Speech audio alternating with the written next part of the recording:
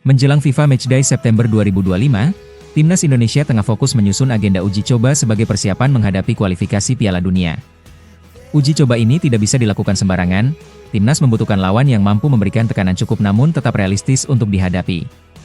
Negara-negara dari kawasan Timur Tengah dinilai sangat cocok karena memiliki gaya permainan yang kuat secara fisik dan taktis, mirip dengan calon lawan di fase kualifikasi. Dari sekian banyak pilihan, 3 negara muncul sebagai kandidat utama yang ideal untuk menguji kesiapan Garuda. Lebanon menjadi pilihan pertama karena memiliki peringkat FIFA yang lebih tinggi dibanding Indonesia, yaitu di posisi 112, sementara Indonesia ada di peringkat 123. Selisih peringkat ini memberikan tantangan yang cukup adil tanpa membuat laga terasa timpang. Selain itu, gaya permainan Lebanon yang keras dan disiplin dinilai cocok untuk mengukur kemampuan lini tengah dan pertahanan Timnas. PSSI sendiri telah menyebut Lebanon sebagai salah satu lawan potensial, yang menunjukkan adanya komunikasi serius antara kedua federasi. Kuwait menjadi kandidat berikutnya meskipun mereka berada di posisi 134 FIFA, lebih rendah dari Indonesia. Meski begitu, gaya bermain Kuwait yang penuh tenaga dan cepat seringkali membuat lawan kesulitan mengembangkan permainan. Tim pelatih Timnas Indonesia melihat laga melawan Kuwait sebagai kesempatan untuk meningkatkan kekompakan tim, terutama bagi pemain-pemain diaspora yang baru bergabung. Selain itu, pertandingan melawan Kuwait bisa dijadikan simulasi menghadapi tim-tim Asia Barat lainnya yang akan muncul di putaran lanjutan kualifikasi. Palestina merupakan lawan paling tangguh di antara ketiganya, dengan peringkat FIFA ke-103 dan performa yang terus membaik dalam beberapa tahun terakhir. Mereka dikenal memiliki organisasi permainan yang solid dan tidak mudah dikalahkan, bahkan oleh tim yang secara peringkat lebih tinggi.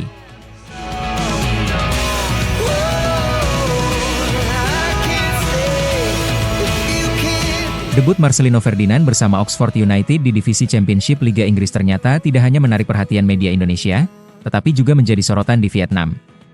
Pemain muda berbakat Timnas Indonesia itu resmi mencatat sejarah sebagai pemain asli Indonesia pertama yang tampil di kasta kedua Liga Inggris. Ia masuk di menit ke-77 menggantikan kompatriotnya Ole Romeni dalam laga penutup musim Oxford United. Debut ini sekaligus menjadi momen bersejarah setelah perjuangan panjang Marcelino sejak bergabung pada Juni 2024. Media Vietnam dan Tri memberikan pujian tinggi atas pencapaian Marcelino. Mereka menyebut bahwa sang gelandang muda telah menorehkan tonggak sejarah dalam karir sepak bola Indonesia. Dalam artikelnya, Dantri menyoroti perjuangan Marcelino yang sempat dimainkan di ajang Piala FA sebelum akhirnya mendapat kesempatan bermain di Liga. Pemberitaan ini disambut antusias, bahkan membanggakan bagi publik Indonesia yang terus memantau perkembangan para pemainnya di luar negeri. Namun sayangnya, tak semua pihak memberi apresiasi positif. Di balik pujian media Vietnam, muncul komentar nyinyir dari sejumlah netizen Vietnam yang meremehkan pencapaian Marcelino. Salah satunya menyebut debut tersebut terjadi hanya karena pemilik Oxford United adalah orang Indonesia. Netizen tersebut menilai bahwa kehadiran Marcelino di tim utama Oxford United bukan sepenuhnya karena kemampuan, tapi karena orang dalam. Komentar seperti ini tentu memicu perdebatan. Di satu sisi, peran pemilik klub memang bisa memberikan peluang, tapi performa di lapangan tetap menjadi penentu utama. Marcelino sudah berjuang sejak lama untuk mendapatkan kepercayaan dari pelatih Oxford. Tudingan sini semacam ini sebenarnya lebih mencerminkan kecemburuan, terutama ketika netizen Vietnam membandingkan bahwa hal serupa bisa terjadi jika bos asal Vietnam membeli klub Liga Inggris.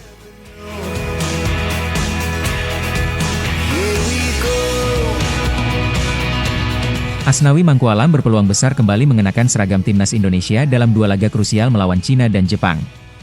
Indikasi kuat muncul setelah namanya absen dari daftar pemain ASEAN All-Stars yang akan menghadapi Manchester United dalam laga eksibisi. Port FC, klub tempat Asnawi bermain di Liga Thailand, hanya melepas 2 pemain ke tim All-Star, Irfan Fandi dan Worachit Kanitsribumpen. Absennya Asnawi dalam ajang bergengsi itu justru memunculkan spekulasi bahwa ia tengah disiapkan untuk kepentingan yang lebih penting, memperkuat Timnas Indonesia. Sinyal positif ini juga sejalan dengan jadwal pemusatan latihan Timnas Indonesia yang akan dimulai pada 26 Mei 2025 di Bali. Muncul dugaan kuat bahwa Patrick Kluivert telah memasukkan nama Asnawi dalam daftar pemain yang akan dipanggil. Hal ini cukup mengejutkan mengingat sang bek kanan belum kembali membela Timnas sejak gelaran Piala AFF 2024. Namun dengan jadwal yang semakin padat dan kebutuhan akan pemain berpengalaman, kehadiran Asnawi akan menjadi nilai tambah penting di skuad Garuda. Ia juga dikenal memiliki semangat juang tinggi serta kepemimpinan yang bisa berdampak positif di ruang ganti. Penampilan Asnawi bersama Port FC juga tidak bisa dianggap remeh. Sepanjang musim ini, ia tampil konsisten dan disiplin di sektor pertahanan kanan. Statistik yang stabil dan kontribusinya dalam membantu serangan menjadi bukti bahwa ia belum habis dan layak diberi kepercayaan. Patrick Kluivert diyakini mempertimbangkan performa klub sebagai indikator utama dalam seleksi pemain, dan dalam hal ini, Asnawi mencentang banyak kotak penting. Apalagi dengan usianya yang masih 28 tahun, ia berada dalam fase matang sebagai pesepak bola profesional. Situasi ini menjadi semakin relevan dengan kondisi Kevin Dix yang masih diragukan akibat cedera. Bek naturalisasi tersebut belum pulih sepenuhnya dan dikhawatirkan tidak akan fit tepat waktu.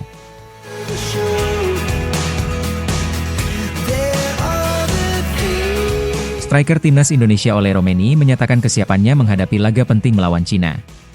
Pemain yang kini memperkuat Oxford United tersebut mengaku antusias tampil di Stadion Utama Gelora Bung Karno pada 5 Juni 2025. Bagi Ula, laga ini bukan sekadar pertandingan biasa, melainkan momentum penting untuk membuktikan kapasitas skuad Garuda.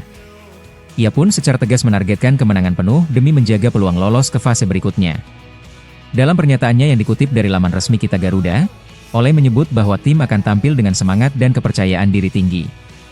Ia percaya bahwa semangat juang yang menyala dan dukungan penuh dari para penggemar akan menjadi faktor pembeda. Ole juga menekankan bahwa timnas tidak akan menyerah sebelum peluit panjang dibunyikan. Prinsip bola itu bundar menjadi motivasi tersendiri baginya dan rekan-rekannya untuk terus berjuang hingga menit terakhir.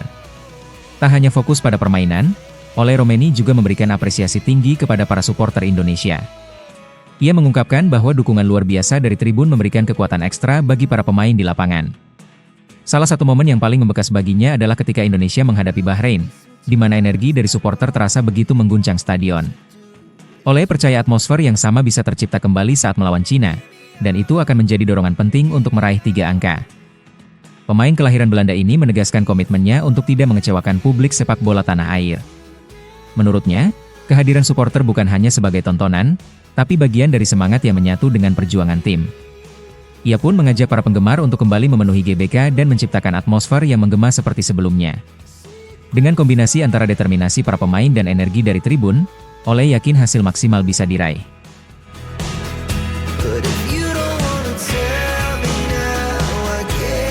Kabar kembalinya Dean James ke sesi latihan klub Go Ahead Eagles menjadi angin segar bagi timnas Indonesia. Bek berusia 25 tahun itu sebelumnya mengalami cedera hamstring saat tampil menghadapi FC Utrecht pada 6 April 2025. Kini, ia terlihat mulai berlatih kembali meskipun belum pulih sepenuhnya. Progres pemulihannya sejauh ini cukup positif dan menunjukkan bahwa Dean James mungkin akan siap bertarung kembali bersama skuad Garuda. Pelatih timnas Indonesia, Patrick Kluivert, diyakini tetap memasukkan nama Dean James dalam daftar pemain untuk menghadapi Cina dan Jepang. Tim medis timnas juga secara intensif memantau perkembangan kondisi fisiknya. Target utamanya adalah memastikan Dean benar-benar siap ketika pemusatan latihan dimulai pada 26 Mei 2025 di Bali. Meskipun masih dalam tahap pemulihan, kemungkinan besar Dean akan dibawa sebagai opsi utama di sektor pertahanan. Peran Dean James di lini belakang sangat krusial. Ia tampil solid dalam 2 laga sebelumnya melawan Australia dan Bahrain pada Maret 2025, di mana kontribusinya dalam menjaga pertahanan mendapat banyak pujian. Kehadirannya kembali bisa memberikan stabilitas dan pengalaman di jantung pertahanan Garuda. Terlebih lagi, saat ini kondisi beberapa pemain bertahan lainnya seperti Shain Patinama dan Ragnar Oratmangun juga masih belum sepenuhnya pulih. Hal ini membuat kehadiran Dean menjadi semakin vital. Ketua Umum PSSI, Erick Thohir, juga menegaskan bahwa pihak federasi sudah mengantisipasi risiko cedera pemain dalam agenda penting seperti ini.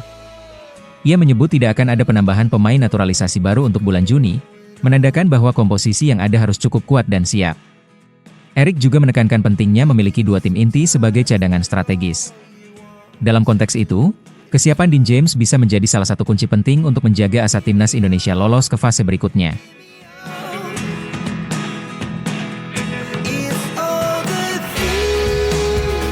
Perubahan aturan oleh Konfederasi Sepak Bola Asia dalam penentuan pot drawing kualifikasi Piala Asia U23 menimbulkan kontroversi, terutama bagi timnas Indonesia U23. Sebelumnya, Garuda Muda dijadwalkan masuk ke pot 1 karena sukses menembus semifinal Piala Asia U23 2024, pencapaian besar dalam debut mereka di turnamen tersebut.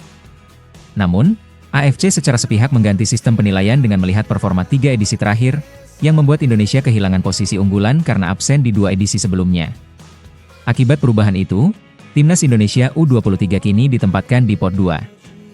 Hal ini tentu membuat langkah mereka di babak kualifikasi menjadi lebih berat karena berpotensi langsung menghadapi tim-tim kuat. Keputusan ini bukan hanya dianggap merugikan, tapi juga menurunkan semangat optimisme publik tanah air yang sempat membuncah usai keberhasilan luar biasa di edisi 2024. Pelatih Gerald van den Boer pun harus memutar otak lebih keras untuk mempersiapkan tim menghadapi kemungkinan lawan berat sejak awal. Yang memicu reaksi lebih emosional adalah sikap media Vietnam, khususnya Soha yang justru mengejek situasi yang dialami timnas Indonesia U23. Mereka menyebut Vietnam tetap di pot 1 dan diprediksi masuk grup mudah. Dalam tulisannya, Soha menyampaikan bahwa Vietnam memiliki alasan untuk optimis, bahkan sambil menyindir kecemasan yang dirasakan media Cina dan posisi Indonesia di pot 2. Media tersebut secara terang-terangan menganggap Garuda Muda bukan lawan yang terlalu berat, sejajar dengan Cina dan Iran. Komentar bernada meremehkan ini tentu menyulut perasaan sebagian besar pendukung sepak bola Indonesia. Meski demikian, situasi ini juga bisa menjadi bahan bakar motivasi bagi skuad U23 Indonesia untuk membuktikan diri di lapangan. Drawing resmi baru akan dilakukan pada 29 Mei mendatang, dan hingga saat itu, semua tim masih berstatus setara.